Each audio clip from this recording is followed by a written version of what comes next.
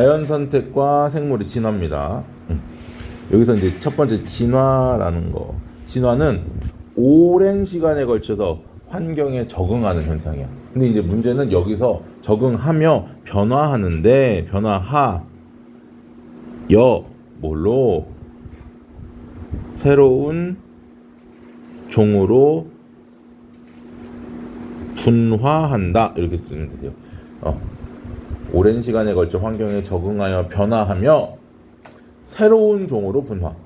자, 여기서 새로운 종으로 분화된다라는 건 기존에 있던 종과 어떻더라? 다르다. 즉, 생식적으로 격리가 일어난다. 이 말이 생식이 불가능하다라는 말이 아니야. 생식은 가능한데 그 생식을 통해 태어난 자손이 생식을 못해. 알겠습니까? 생식 능력을 갖지 못하는 자손을 낳았을 때, 예를 들면 이런 거 있어. 사자와 호랑이가 교배를 해서 뭐 이제 자연적으로 교배할 일은 없어. 인간이 저기 하는 거지.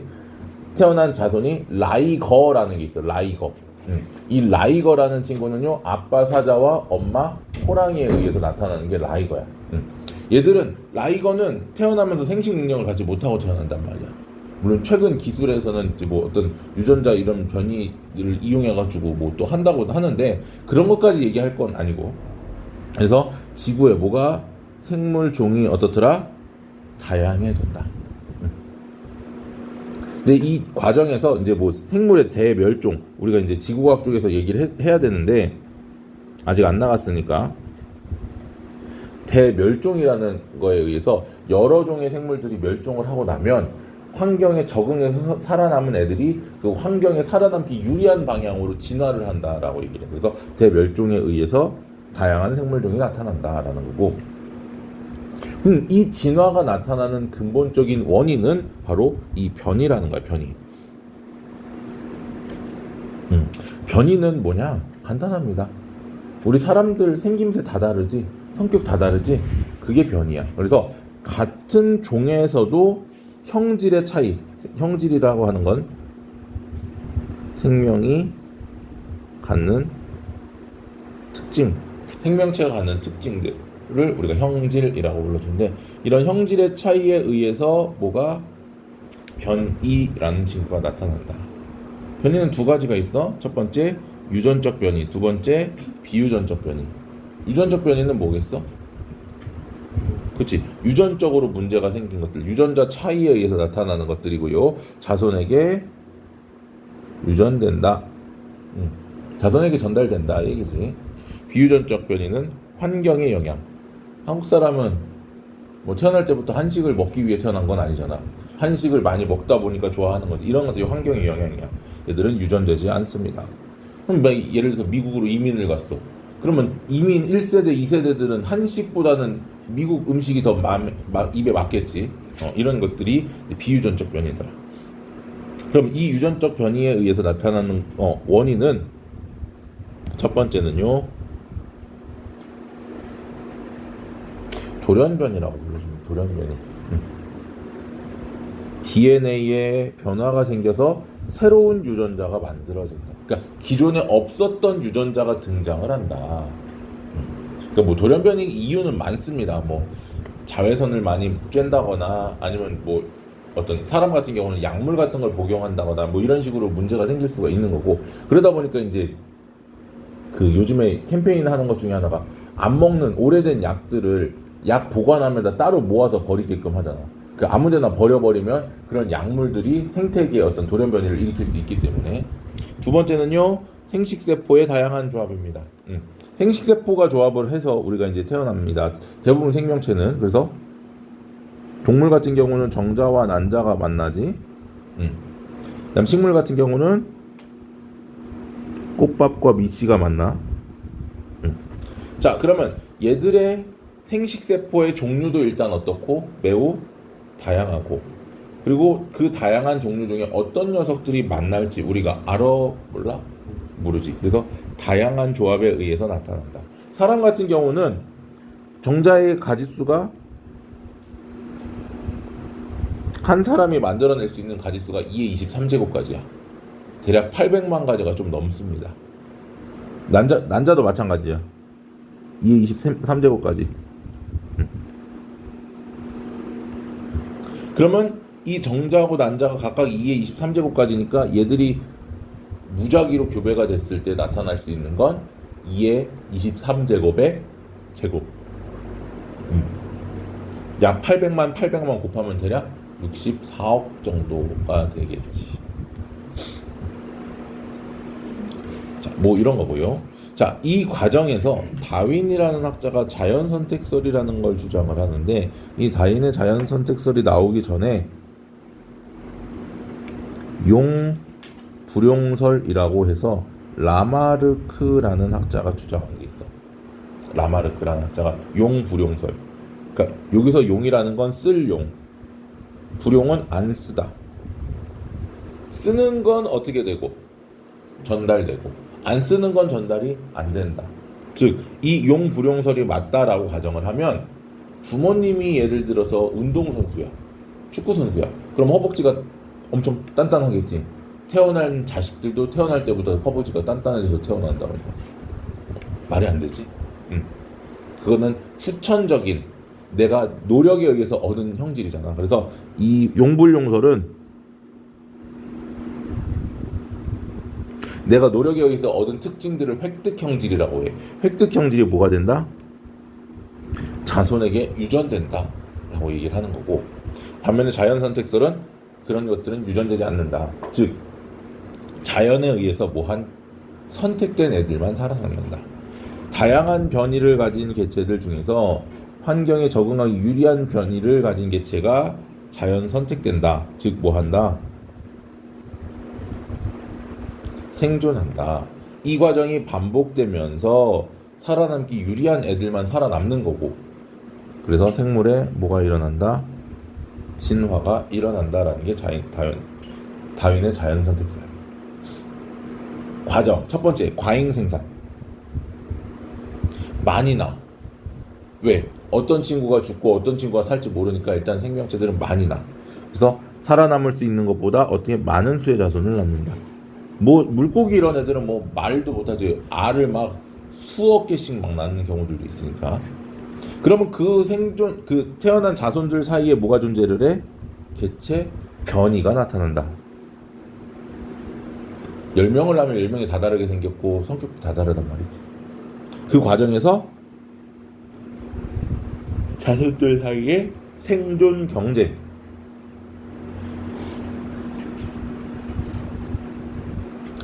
사람이야, 예를 들어 소세지가 하나 남았어. 동생한테 양보할 수 있지만 동물들은 양보라는 게 없어. 왜? 안 먹으면 내가 죽을 수 있으니까. 생존 경쟁이 일어나고 그 과정에서 살아남는다. 이거를 우리는 적자 생존이라고 불러주고요. 이 살아남은 친구들을 우리는 이렇게 불러. 자연이 선택했다. 자연 선택. 그럼 살아남기 유리한 애들이 계속 반복되다 보면 어떻다? 살아남기 유리한 유전자만 남는다. 그 과정에서 뭐가 일어난다? 진화. 환경에 적응하지 못한 유전자는 도태되고 적응한 유전자만 남는다. 자, 대표적인 게 바로 이 기린입니다. 기린과 뭐 갈라파고스 이제 섬에 어떤 그 갈라파고스 거북이가 있어. 그러니까 목이 긴 기린들은 먹이를 먹기 위해서 충분히 목이 길다 보니까 살아남겠지. 짧은 기린은 죽었잖아 지금. 사망했어. 그러면 이 짧은 기린의 자손은 넘어갈 수가 없지. 긴 기린의 자손들만 번식이 되겠지. 그러다 보면 긴 기린들만 어떻게 된다? 살아남는다. 그러니까 기린은 목이 길어진다. 길어진다가 아니야. 긴 애들이 살아남았다라고 보는 거지. 알겠습니까? 자, 이거에 의해서 나타나는 거. 첫 번째 핀치. 갈라파고스 이제 가보면 핀치라는 새들이 있는데 그 주변 섬들을 돌아다녀 보니 섬마다 부리 모양이 조금씩 다르더라. 그래서 왜 이렇게 부리 모양이 다를까? 봤더니 얘들이 먹이가 달라. 그래서 곤충 먹는 애, 나뭇잎 먹는 애, 선인장 먹는 애, 씨앗 먹는 애, 열매 먹는 애 다 달라. 그걸 가지고 각 섬의 먹이 환경이 서로 어떻고 다르고 그 먹이를 먹기에 유리한 개체들이 살아남다 보니까 현재는 그러한 부리를 가진 애들만 특정 섬에 살아남는다. 다른 섬은 또 모양이 다르더라. 이렇게 되는 거지. 그래서 먹이 환경에 적합한 부리를 가진 녀석들이 뭐했다?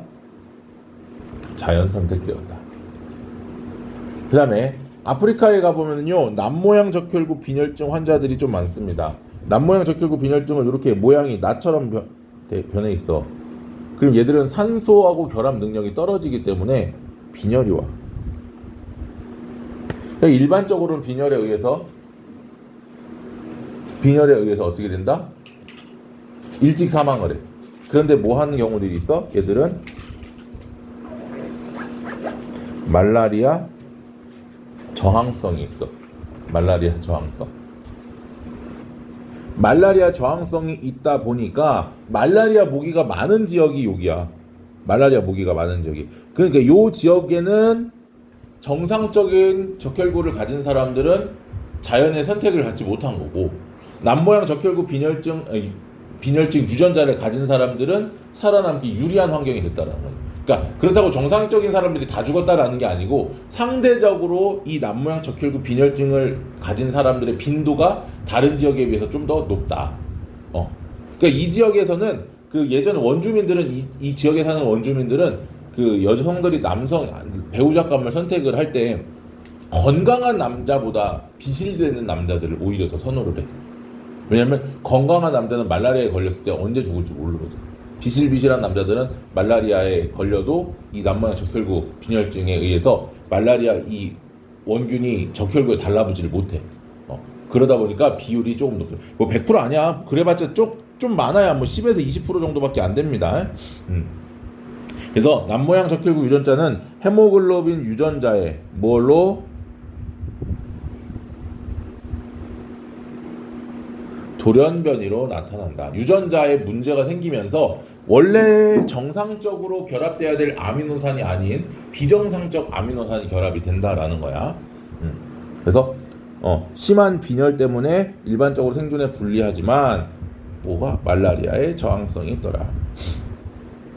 세 번째 예로 나오는 게 항생제입니다. 자, 항생제 내성세균. 자, 지금 보면은 색깔이 조금 잘 안 보이지만 이렇게 진한 색의 항생제 내성색 유전자를 가진 대장균이 돌연변이에 의해서 나타나. 그럼 여기서 이제 우리가 항생제를 먹어버리면 내성이 없는 이런 친구들은 다 어떻게 될 거야? 대부분 죽을 거야. 그럼 요 친구들 우연히 운 좋게 한 마리가 살아남았지만 얘는 당연히 살아남겠지. 그럼 얘들이 어떻게 돼? 더 많아질 거고, 항생제를 또 쓰면 살아남은 친구가 번식을 해갖고 개체수가 늘어났다고 또 죽겠지. 그러다 보니까 결국 나중에는 항생제 내성세균만 살아남는다. 자, 항생제 내성세균이 생존에 유리하여 뭐한다? 자연 선택한다. 그러니까 우리가 병원에서 이제 약 같은 거 처방을 받으면, 염증에 의해서 약 같은 걸 처방을 받으면 항생제를 보통 같이 처방을 해준단 말이야. 그럼 그 항생제는 보통 아침, 점심, 저녁약에 모두 들어가 있지 않나. 어떤 경우는 아침에만, 어떤 경우에는 뭐 아침, 저녁에 이런 식으로 나눠서 들어가 보통은. 그러니까 항생제 내성세균들이 존재를 하기 때문에 이 항생제 내성세균을 뭐라고 해야 되냐? 항생제를 계속 복용하게 되면 내성세균에 의해서 오히려 약이 더 안 들 수가 있거든. 됐죠? 여기까지.